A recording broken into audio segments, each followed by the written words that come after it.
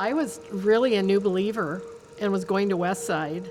When they started talking about the church plant, I was like, what's a church plant?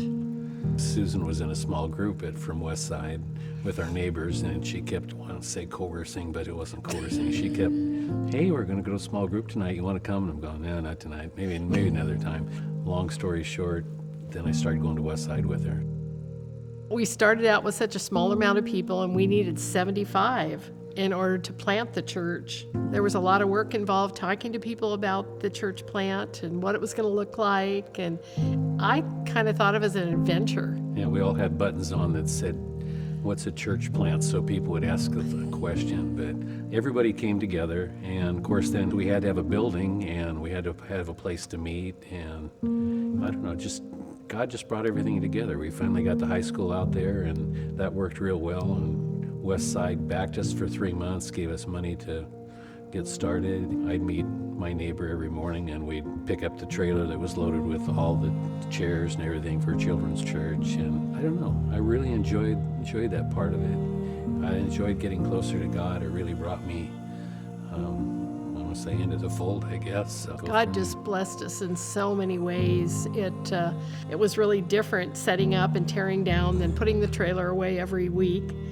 But we had the most incredible teams that did that. It was really fun. And coffee and having the opportunity to meet people at the church for the very first time that they came in. I remember the first Sunday I was there was a young lady that had just lost a baby.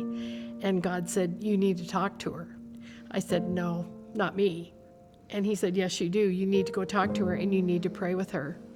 And I went and prayed with her, and it was the most incredible experience I'd ever had as a new Christian, as a new believer, because I hadn't been a believer that long when we started this. The blessings that God gave us week after week after week in that building was just amazing.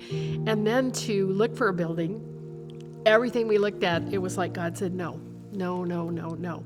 It's been a journey. When this one came around, it just came around at the right time. There was a dying church, and they were looking to fill it. Originally they wanted to sell it to us, I think, but then they thought about it and decided to give us the building. They were so excited to have us here. When they found out the children and what a young group of people we were, some of them came just to see our Sunday school programs and see the children that were here, and what a blessing that we had in this building. And it's changed a lot over the years, but the original building that came to us, it was everybody participated. Let's get it done. Let's get it so we can meet here.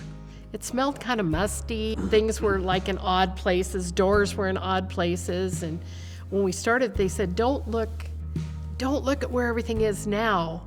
Look at what God has given us. And that was so true, is to look at what God had given us. This incredible building that needed work, but all these people stepped forward and the work was done. It sure doesn't look like anything that you served back then, but anyway. The church family is our family. Our other part of our family has dwindled and is not around anymore. And so this church family has just been incredible to us. The people that we have praying for us and loving us here is just incredible. I just have to be here on Sunday. It's just I have to be with the people that are here. It's just, whether it's right, wrong, or different, I don't care if I'm sick or not. I just don't tell anybody. So, I love this church. I love the people that are in it, and I'm certainly glad that we're part of it. So, yes, amen to that.